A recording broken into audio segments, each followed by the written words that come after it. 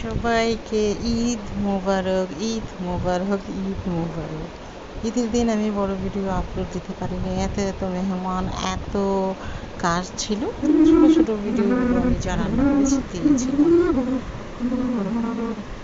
আমার কিছু করার ছিল না, তার জন্য সরি। অনেকেই অপেক্ষা করেছে আমার সুন্দর সুন্দর রান্নাগুলো দেখার জন্য। অনেক বেশি ভালো লাগে এমন কথা শুনলে যে আমার রান্নার অপেক্ষা করেছে। বিসমিল্লাহির রহমানির রহিম। আসসালামু আলাইকুম, hi everyone, welcome back another video. আমি আছি ফাতেমা তোমাদের সঙ্গে। ঘরগুলো গুছিয়ে নিচ্ছি। এই ঘরটাই ভিডিও করেছিলাম, সম্ভব হয়নি। সবগুলো ঘর খুব সুন্দরভাবে গুছিয়ে নিয়েছি আমি। এখানে আমি পোলার চাল দুধ দিয়ে সেদ্ধ করে নিয়েছি, কেউ চাইলে পানি দিয়েও করে নিতে পারো। আর এখানে চিনির শিরাটা করে নিচ্ছি। আমি এতো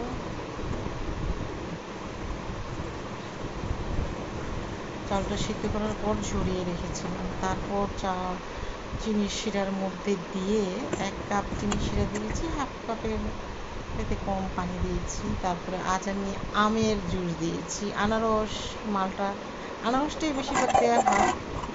দিয়ে আমি নেড়ে চেড়ে নিব, আজে রান্নাটা করে নিয়েছি। আর এই মোরব্বাগুলো দেখছি বন্ধুরা, এই মোরব্বাগুলো আমি নিজে করেছি, সেটাও কেটে দিয়ে দিলাম। এবং 4 রকমের বাদাম হামারে ছেঁচে দিয়ে দিলাম, এবং ছোট ছোট মিষ্টিগুলোও দিয়ে দিলাম। দেখতে কিন্তু অনেক অনেক লোভনীয় হয়েছে আমার এই খাবারটি।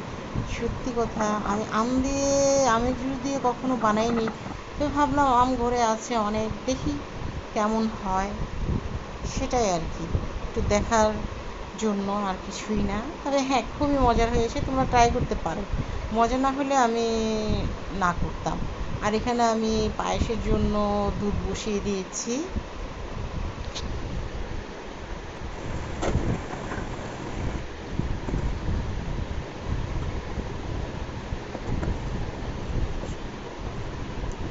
এখানে আমি পায়েসের জন্য দুধ বসিয়ে দিয়েছি।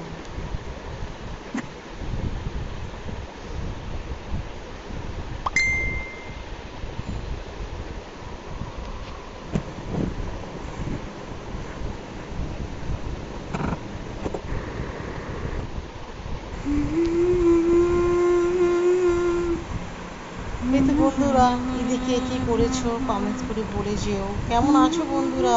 আশা করি খুব খুব ভালো আছো, আল্লাহর অশেষ রহমতে আলহামদুলিল্লাহ আমি ভালো আছি। আমি আজ নতুন একটি ভিডিও নিয়ে চলে এসেছি, আশা করি সবার খুব বেশি ভালো লাগবে। যে যেখান থেকে দেখছো, দেশ বিদেশ কিংবা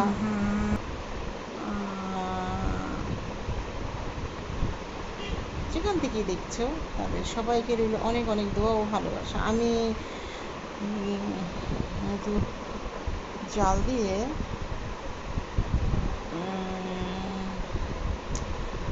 ঘন করে আমি পোলাও চালটি ভিজিয়ে রেখেছিলাম, ঢেলে দিয়ে দিয়েছি। দিয়ে আমি সিদ্ধ করার আগে, কিন্তু চাল সিদ্ধ করার আগে চিনি দেওয়া যাবে না।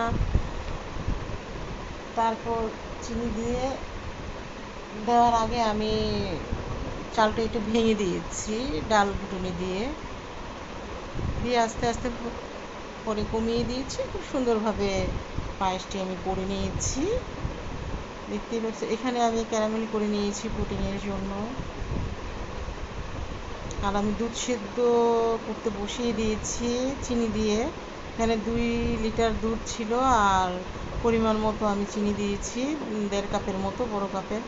এই তো নামিয়ে ঠান্ডা করে ডিমটা দিয়েছি, 4টা ডিম দিয়েছি। এখানে কিন্তু দুধ ঠান্ডা করে অবশ্যই দিতে হবে, নইলে কিন্তু পুডিং হবে না।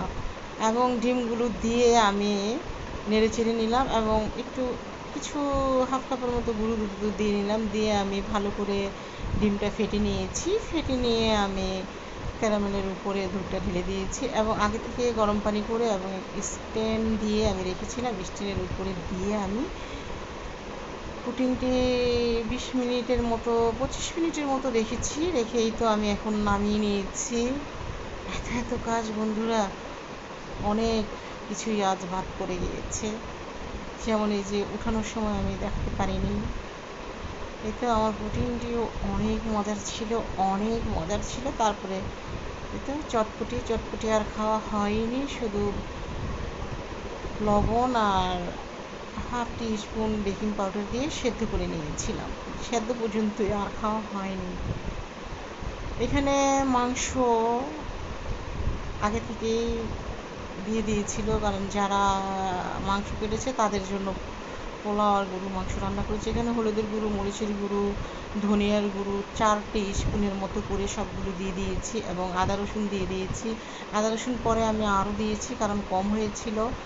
এবং তেল, লবণ দিয়ে খুব ভালোভাবে আমি এটা ম্যারিনেট করে রেখে দিয়েছিলাম। দেখি সময় ছিল না রেখে দেওয়ার মতো। তারপরে পেঁয়াজ, তেল, তেজপাতা, গরম মশলা দিয়ে এখানে আমি 2 কাপের মতো তেল দিয়েছি, দিয়ে আমি খুবই ভালোভাবে নেড়ে চেড়ে ঢেকে দিয়েছি। এখন উঠিয়ে দেখলাম কি অবস্থা, আরেকবারও আমি নেড়ে চেড়ে নিলাম, এবং কয়েকবার আমি নেড়ে চেড়ে নিয়েছি, নিয়ে কষিয়ে পানি দিয়ে দিয়েছি।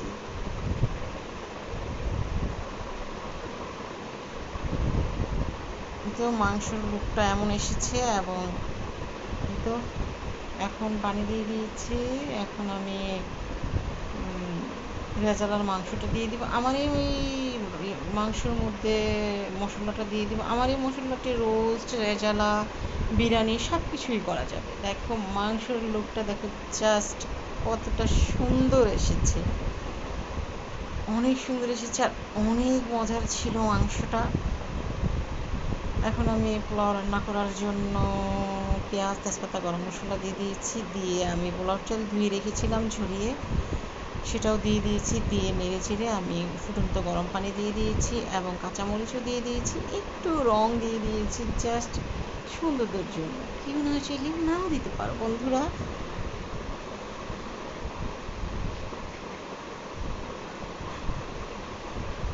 এই তো সবাইকে খাইয়ে আমি একটু খেয়ে নিলাম।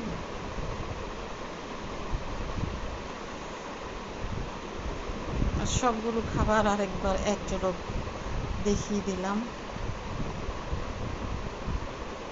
সবাই অনেক অনেক বেশি ভালো থাকবে, আমাদের জন্য দোয়া করবে। আমি সবার জন্য দোয়া করবো যেন সবাই অনেক অনেক বেশি ভালো থাকে। আসসালামু আলাইকুম, আল্লাহ হাফিজ, আল্লাহ হাফিজ।